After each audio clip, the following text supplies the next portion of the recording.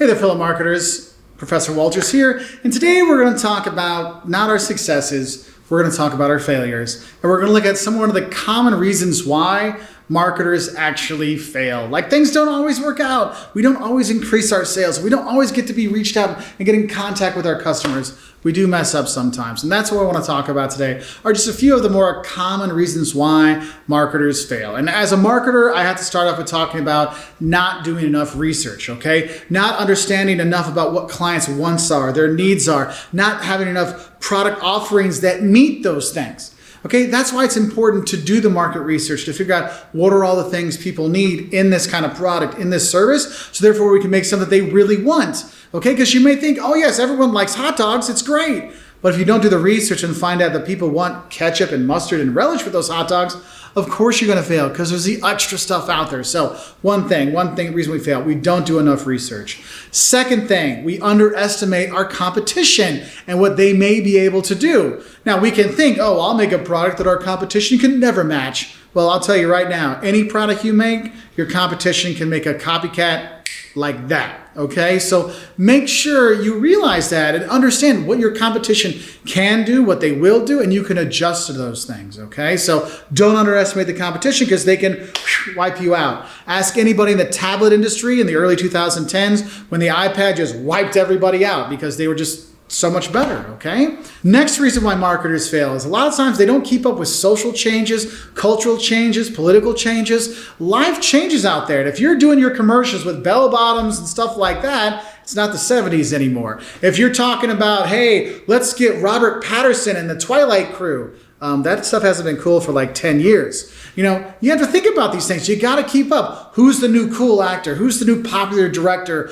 What's important to people now? I mean, if you think about it in terms of the environment, what's important about the environment, or food. I mean, for a while it's no GMOs. Now it's all organic. Now it's, also, farm to table. These kind of things change. If we don't keep up with that, boom, we fall behind, okay? So that's why you're seeing, fast food restaurants are putting out healthier options. They're putting out some gluten. I mean, you can get gluten-free pizza and stuff like that, because they're seeing that society's changing and we need to change too. But if you don't change, you don't know what changes to make, of course you're going to fail, okay?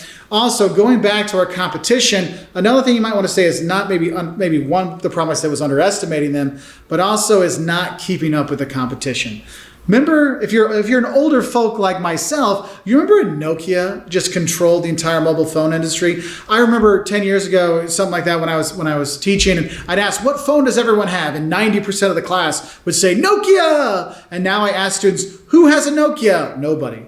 Who remembers having a Nokia? They go like this, I go, remember when you played Tetris and Snake 2 on your parents' phone? Yeah, I'm like, then you had a Nokia. Like, oh, right.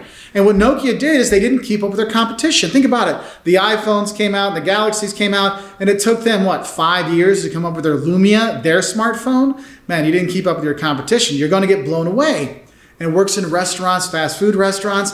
If you see that one's doing well with a dollar menu or a euro menu or a value menu, maybe we should do the same thing. And so you'll see McDonald's and Wendy's and Burger King, they all have kind of a value menu option because we have to keep up with them. Okay. Another reason why marketers may fail is they may just see the world in rose-colored glasses. Everything is awesome. Yay. Everything is perfect here. There are no problems here. And you kind of look at things with these rose-colored glasses like it's going to be all right.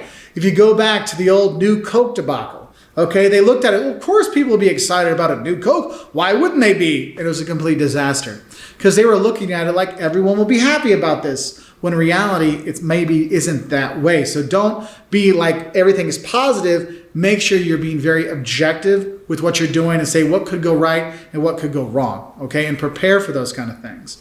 Another issue that I see quite a few times actually is you see that they actually screw up their pricing. Okay, like maybe you didn't price it right. Maybe you price it too high, or sometimes you price things too low. I'm like, man, the demand for this is so high. I could have sold this at a higher price and made a lot more money. And you may think, well, you're doing well. You're selling a lot of products at a lower price. Well, I need profit to pay for my business. So those can be issues. So make sure you're doing the research on pricing. What do people feel is a good value for that price? What are competitors pricing their goods at, to have an idea? Because that's why when you look at the dollar menus or the euro menus at different fast food places, they all have pretty much the same thing. Their burger, their cheese, like the kid's burger, the smallest cheeseburger, the smallest hamburger, the small fries, the small drink. There's certain things they all kind of have because they realize that, look, for this kind of pricing, there's certain things we have to have in there, okay? Also, that messed up pricing, you might want to think about the pricing that people associate with your brand. I mean, if McDonald's comes out with an $8 cheeseburger, I'm sorry, it's McDonald's. I'm not spending $8 for a McDonald's cheeseburger, okay? In my mind, a McDonald's cheeseburger is $1, not $8. I'm not paying 8 times the price for it. And these are things you got to think about. And another marketing fail I think that causes it is we might not use the right channels to get to our customers. Now, that channels could be like how we talk to them. Because if I'm going to be talking to my students, my college students, I'm not using Facebook. I'm not using Twitter because they don't use Facebook or Twitter. What I do is I use Instagram. So go to @Wolters World on Instagram and you'll see me there and I'll be talking to my students there. But I know for my more mature crowd, I've got Facebook for them. That's the right channel for them. But if I don't do that, well, if I only use Instagram, I miss out on my older crowd. If I only use Facebook, I miss out on my younger crowd. So I'm choosing the wrong communication channel with them. Another thing you might look at is the wrong channel in terms of where you're selling. Like if I'm trying to give the allure that I'm a high-end fancy product, well, I need to be in a high-end fancy store. And if I'm selling it at Aldi or Lidl or Walmart, it's not necessarily giving off the right kind of vibe, let's say, and it might be the wrong channel for me.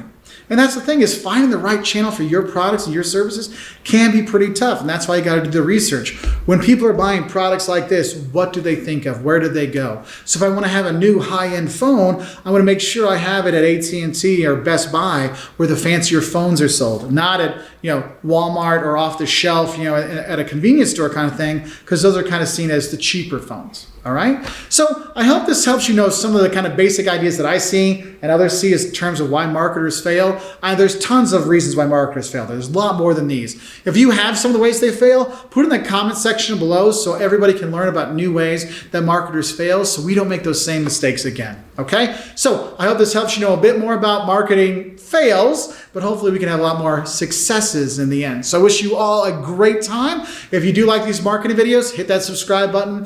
Give us a like up there. That really makes a big difference for us. And hopefully you'll get to see more of our marketing videos here on there. We also do videos on YouTube, teaching, all kinds of good stuff. So I wish you all the best and bye from here in the classroom.